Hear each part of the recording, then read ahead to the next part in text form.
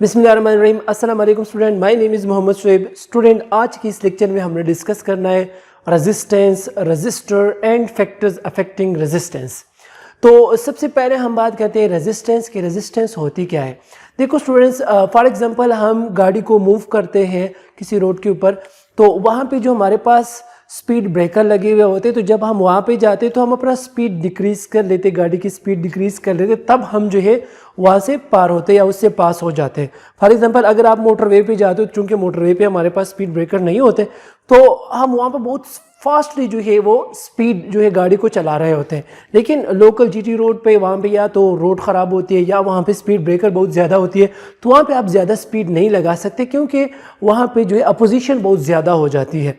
तो यहाँ पे भी इन केस ऑफ सर्किट, जब हम या जब चार्जेस जो है किसी कंडक्टर में या किसी मटेरियल में फ्लो कर रहे होते हैं और उसके लिए जो अपोजिशन होती है, उस अपोजिशन को फिर हम नाम देते हैं resistance. So the opposition offered to the flow of current is called resistance. तो यहाँ पे अगर हम डिफिनीशन को देखें, the opposition offered to the flow of charge is called resistance. अब रेजिस्टेंस को फिर हम रिप्रेजेंट कैसे करते हैं? इसकी जो रिप्रेजेंटेशन है, इसको हम रिप्रेजेंट करते हैं बाई कैपिटल आर।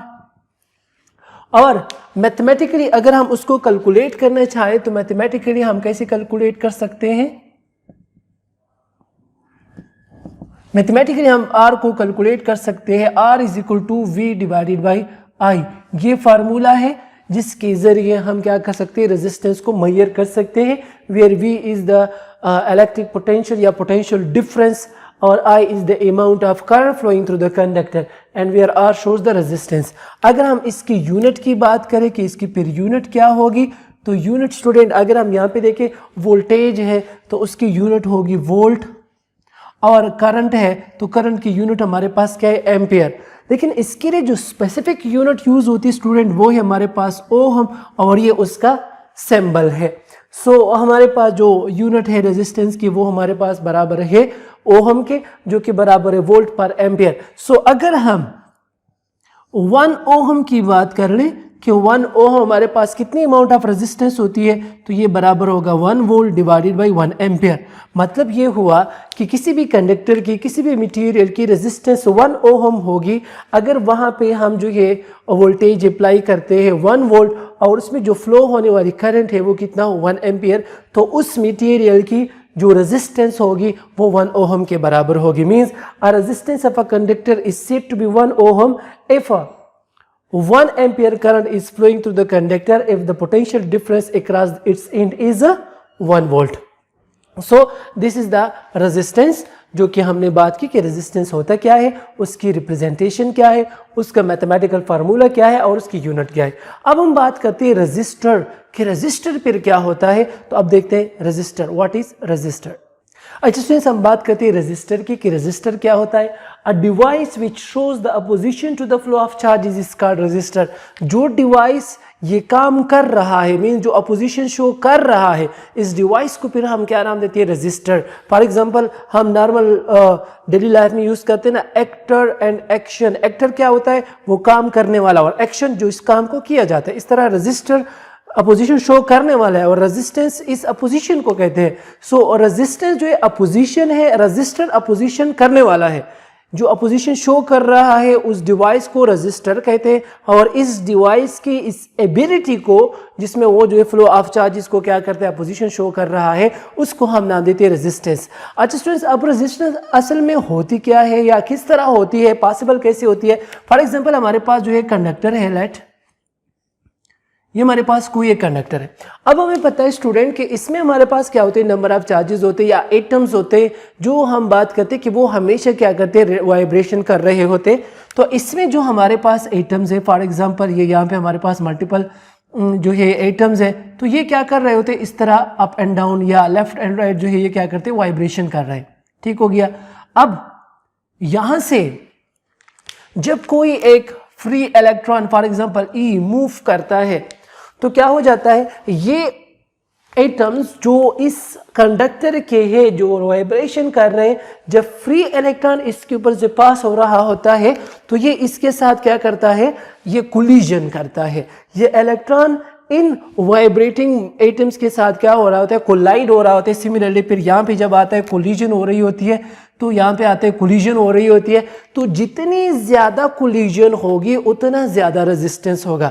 सो जो रेजिस्टेंस होते हैं उसका मेन काज क्या है, कोलिजन। किसकी कोलिजन, इलेक्ट्रॉन की। किसके साथ, एटम्स ऑफ द मटेरियल या कंडक्टर, जो भी मटेरियल या कंडक्टर है। तो जब ये इलेक्ट्रॉन इस मटेरियल में से पास हो रहा होता है, फ्लो कर रहा होता है, तो उस टाइम ये मटेरियल के जो एटम्स है वाइब्रेशन कर रहे हैं और इस वाइब्रेशन की वजह से इलेक्ट्रॉन के साथ उसकी क्या होती है, कोलिजन होती है। इस कोलिजन की वजह से हमारे पास क्या आ रहा होता है, रेजिस्टेंस आ रहा होता है। तो जितनी ज़्यादा कोलिजन होगी उतनी ज़्यादा हमारे पास रेजिस्टेंस होगी, जितनी कम कोलिजन होगी उतनी कम हमारे पास रेजिस्टेंस होगी। अब स्टूडेंट्स हम देखते हैं कि कौन से फैक्टर्स हैं जो इस रेजिस्टेंस को क्या करता है, अफेक्ट करता है। सो अब हमने पढ़ना है फैक्टर्स अफेक्टिंग रेजिस्टेंस। अच्छा स्टूडेंट्स, अब हम डिस्कस करते हैं फैक्टर्स अफेक्टिंग रेजिस्टेंस, या इस तरह भी आ सकता है कि factors upon which resistance depends. So students हमारे पास जो है मल्टीपल फैक्टर्स है जिसके साथ जो है रेजिस्टेंस की वैल्यू कम और ज़्यादा होती है, या जिसके ऊपर रेजिस्टेंस जो है वो डिपेंड करता है।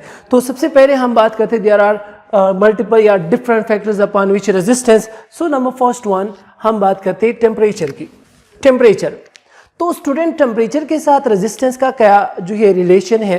तो अगर हम यहाँ पे देखिए, जिस तरह हमने पहले बात की कि लेट से हमारे पास कोई एक कंडक्टर है, ठीक हो गया। इसमें जो हमारे पास एटम्स है तो वो क्या कर रहे होते हैं, वाइब्रेशन कर रहे होते इस तरह। ये इस तरह जो है क्या करते हैं, वाइब्रेशन करते हैं। अब यहाँ से जो इलेक्ट्रॉन इन कर रहा है ये इसको क्या करते हैं, इसके साथ कोलिजन होती है। अब अगर इसको, इस कंडक्टर की जो है, या इसको हम जो है टेम्परेचर इंक्रीज कर लेते हैं, इस कंडक्टर की टेम्परेचर इंक्रीज होगी तो इसके जो एटम्स होंगे वो एनर्जाइज हो जाएंगे। एनर्जाइज होने का मतलब है ज्यादा एनर्जी गेन कर लेंगे। तो जब ये एनर्जी ज्यादा गेन कर लेंगे तो इसकी जो वाइब्रेशन है वो ज्यादा हो जाएगी। जब वाइब्रेशन ज्यादा होगी तो इलेक्ट्रॉन जब इसमें से मूव करेगा तो उसको ज्यादा हर्डल्स का सामना करना पड़ेगा, ज्यादा से ज्यादा उसकी कोलिजन होगी। और इससे पहले ऑलरेडी मैं बता चुका हूं कि रेजिस्टेंस असल में क्या है, जो है कोलिजन है। तो जब कोलिजन ज्यादा होगी तो हमारे पास रेजिस्टेंस भी क्या होगी, ज्यादा होगी। सो अगर हम टेम्परेचर को कम कर दें तो जो कोलिजन है मीन्स जो वाइब्रेशन है वो कम हो जाएगी। वाइब्रेशन कम होगी तो कोलिजन कम होगी, कोलिजन कम होगी तो हमारे पास फ्लो ऑफ चार्जेस जो है वो इजीली होंगे, मींस इलेक्ट्रॉन इजीली फ्लो करेंगे। मतलब दूसरे वर्ड्स में रेजिस्टेंस हमारे पास क्या होगा, कम होगा। तो मतलब क्या हुआ यहाँ पे, इस पूरे कंक्लूजन इसका क्या है कि हमारे पास जो रेजिस्टेंस है this is directly proportional to the temperature. But student remember one thing कि this relation is only true in case of conductor. ये जो रिलेशन है ये सिर्फ कंडक्टर्स के लिए ट्रू है, बिकॉज कंडक्टर में जब हम टेम्परेचर कंडक्टर का इंक्रीज कर रहे होते तो उसके साथ रेजिस्टेंस भी इंक्रीज होगी। लेकिन अगर हम सेमीकंडक्टर की बात करें तो सेमीकंडक्टर में ये रिलेशन जो है वो अपोजिट है। मींस अगर आप टेम्परेचर इंक्रीज करेंगे सेमीकंडक्टर्स की तो उसके साथ उसकी रेजिस्टेंस जो है वो डिक्रीज होगी।